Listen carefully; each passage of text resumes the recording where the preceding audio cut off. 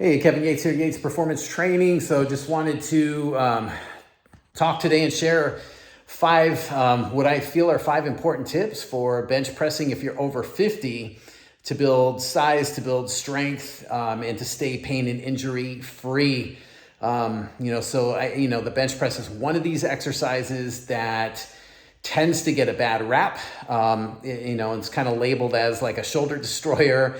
A lot of guys over 40, over 50, get shoulder pain and injuries, when they do bench pressing, and, they're constantly told to stay away from it, that it's bad for the shoulders and whatnot. So, I just kind of want to clear the air a little bit and share five important tips that I've found, that can really help to keep you bench pressing as you get older, in your 40s, in your 50s and beyond, and to be able to do it and to do it well, and to not be, riddled with pain, nagging aches, pains, and injuries that are really no fun, because, they just slowly take away what we can and can't do, more importantly, what we can do, and it just really is limiting, and it really sucks and is really frustrating, when you're dealing with pain that you can't get rid of.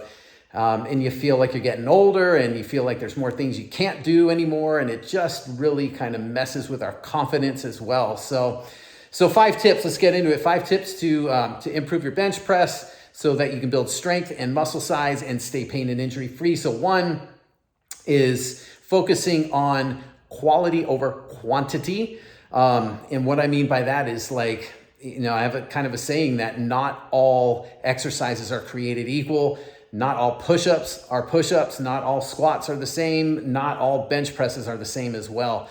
And that just means that if I were to take 10 or 20 people and line them all up on bench presses and have them all do bench pressing, not everybody is gonna perform the exercise the same way. And because of that, not everybody is going to get the same results from the exercise as well. Some people, are going to get stronger maybe. Some people are going to feel pain and deal with that kind of stuff, but not everybody will. So, the most important thing, it's not so much like what we're doing, the exercise itself, but how we're doing it, because that's at least what I believe and what I've seen over 23 and a half years of doing this, working with a lot of men in their 40s, 50s and beyond, and seeing time and time again when they've had pain with all kinds of different exercises and movements, including bench pressing, that I could get them to bench press without pain, or at least with significantly less pain, that actually improved over time, the pain that decreased more and more over time. And it really came down to the way that they were doing it. So, we all try our best. It's not that we're not trying our best and doing what we can, but sometimes it's just like having more tools in our toolbox can really help. So, putting your emphasis on the quality of every rep of every set that you do,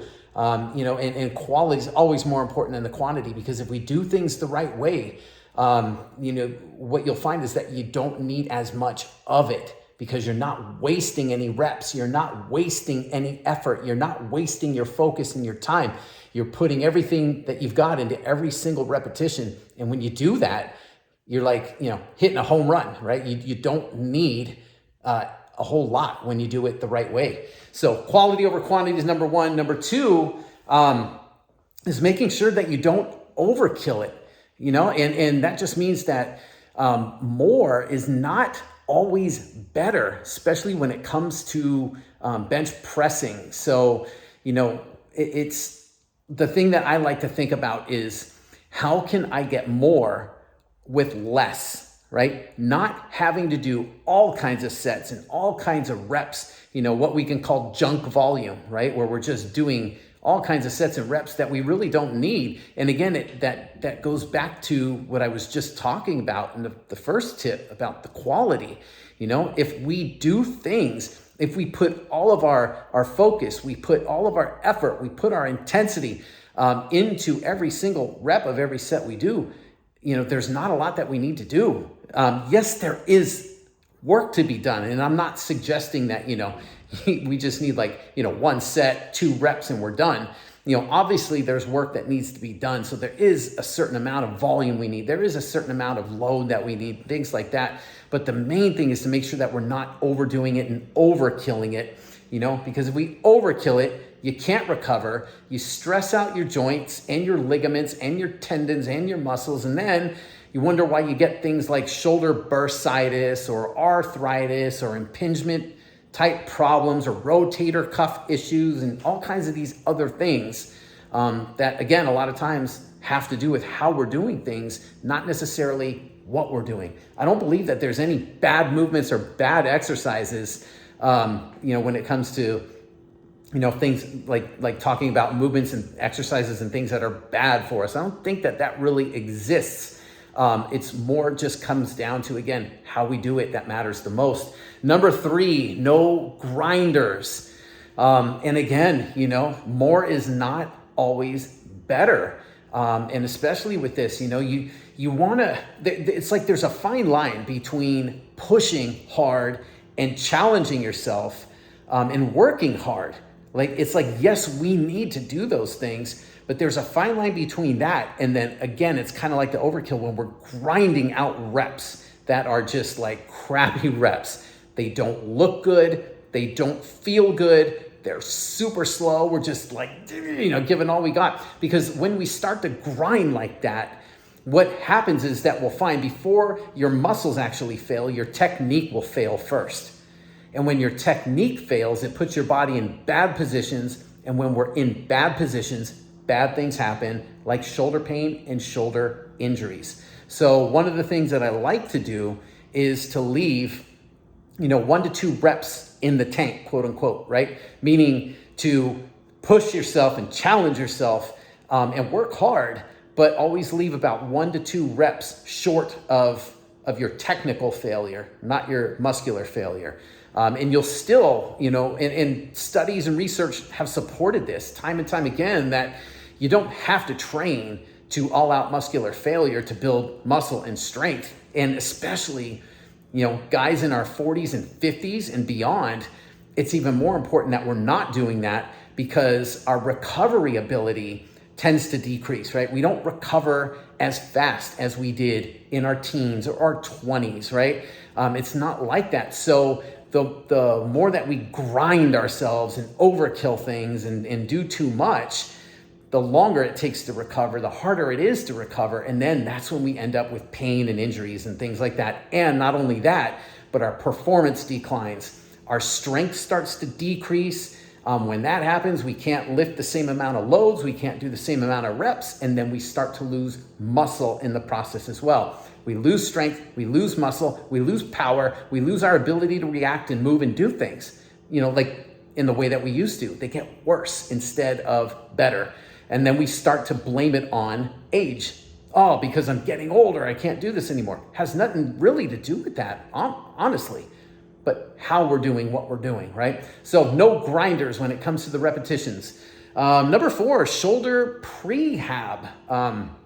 So this just comes down to making sure that we're taking care of our shoulder health, before we just hop on a bench press. It's not enough to go into the gym, go into a workout and, just do a few quick shoulder chest stretches or get on the treadmill and work up a sweat for a few minutes and then, hop on the bench and start, ramping up and doing our sets. It's like, we got to make sure that we're taking care of our shoulder health and priming our bodies to do the work ahead especially on a bench press. We're setting ourselves up for success rather than, doing things quick, doing them wrong, shortcutting things, and how we set ourselves up, especially with the warm up, it's everything. So it's like prehab for the shoulders. And it's better to do prehab because if we don't do prehab, we end up hurting ourselves and then we end up having to go do rehab. So we don't want to do that. So talking about shoulder prehab, it's just taking care mainly of 3 areas, and the 3 areas that really the shoulder is kind of comprised of. One is the glenohumeral joint. That's basically the ball and socket, the shoulder joint that we know it as, and making sure we're taking care of things there. So mobility type work, stability work, whatever, doing work there. The other is the scapulothoracic, which is basically our shoulder blades, connected to our rib cage, right? And so making sure that we have shoulder blades that are moving well, right? And we're moving them, they move well, they move up and down, they move like out and in. So like, pulling and pushing, they protract and retract, and they rotate. When we go up, our shoulder blades rotate up. When we pull down, they rotate down. So we want to have like movements in all those areas. And then our thoracic spine. So the part of our spine below our neck and above our lower back, that whole area. And what a lot of guys don't realize, especially when they have shoulder problems, or they're not as strong as they want to be, or they can't bench press without pain, or they're not building the muscle that they want in their upper bodies, and especially with shoulders, is that very few guys realize that I've known. Very few of them realize how important the thoracic spine is to shoulder mobility, stability, strength, and health, and staying pain-free, because some movement of our shoulder is dependent upon how well our thoracic spine extends, right? So a lot of times, especially if we're sitting in an office or at a desk behind a computer, sitting in business meetings all day, or behind a wheel, like commuting, to work, or on flights, traveling for things like work, and we're sitting and we're stooped over, and our spine kind of takes on that rounded kind of appearance, and it over time adapts to that. The brain says, hey, I don't need to do anything else but I'm always in this position, so I'm going to get really strong and good at holding this position. So we can't stand up straight, we can't open up and extend that part of the spine, and some of our shoulder health and our shoulder movement and our strength requires movement of the thoracic spine. So taking care of the shoulder, prehab, super, super important. What else do I got? The fifth thing is addressing and eliminating the weak links.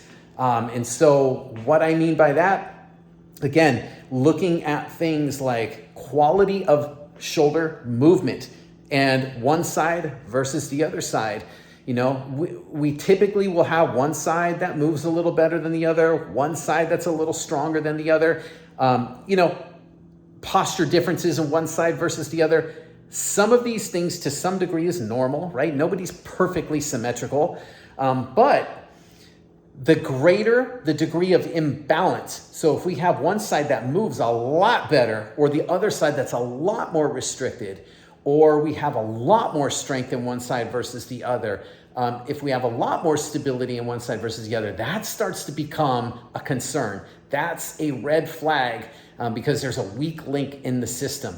So we want to make sure that we're addressing those types of things, because if we don't, it's kind of like the weakest link in the chain is the one that's going to break. And when it does, that's when pain and injuries happen. If we're in pain, our strength decreases, right? If we're injured, same thing starts to happen. And also with that, as we get more pain, we get these nagging aches and pains and things like that, then our movement starts to decrease as well, because your brain and nervous system do not want to move an area that's in pain. It wants to heal it. So it'll shut down your strength. It'll shut down your mobility.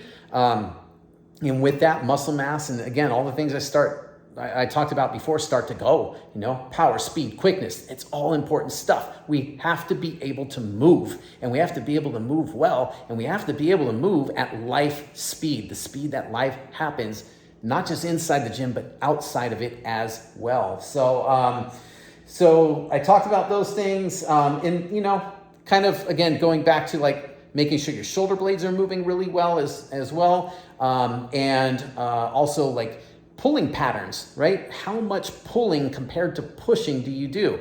Do you do a lot more pressing exercises, chest presses, incline presses, push-ups, dips, chest flies, those types of things? How many of those do you do compared to pulling, where you're doing whether it's bent over rows, or whether it's seated rows, cable rows, one arm dumbbell rows, pull-ups, lat pull-downs, chin-ups, right? How many pulling compared to pushing exercises do you do? And if that ratio is really imbalanced, if you're doing twice as many pushes as you do pulls, it's probably highly likely that you don't have the strength that you want, and that you probably have some shoulder problems, pain, nagging aches, pains, injuries, things like that are either chronic, always there, or they come and go, right? So taking care of those types of things. So that's about it. So just to kind of sum it up, number one, quality over quantity, right? Making sure that you're emphasizing the quality over the quantity. Number two, making sure that you're not overkilling the bench press. More is not always better, but a more important thing might be, how can I get more by doing less? And then no grinders, number three, right? Leave 1 to 2 reps in the tank. Do not train to muscular failure, keep yourself training short of technical failure as well.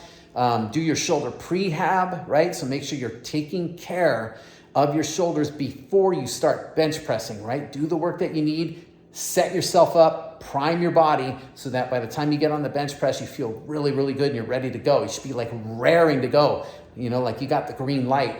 And then 5, address and try to eliminate the weak links, because those are the ones that hold us back. No matter how many exercises you do, no matter how many sets and reps you do, or how much food you eat or protein or supplements you take, they're not going to be enough to remove the weak links. They're not going to be enough to counteract the weak links. They're not going to be enough to compensate for the weak links. The weakest link in the chain always is the one that will break. So take care of those things. And, I'm sure if you follow these things and you do them really well, you will find that you can bench press in your 40s, 50s, and beyond, and you can do it in a way that makes you stronger, that makes you fitter, and that keeps you feeling good. And you can do it without pain and injuries getting in the way. So I hope that this helps. Comment below, let me know what you think. And until next time, keep moving forward, stay strong, hang in there, and I'll talk to you soon.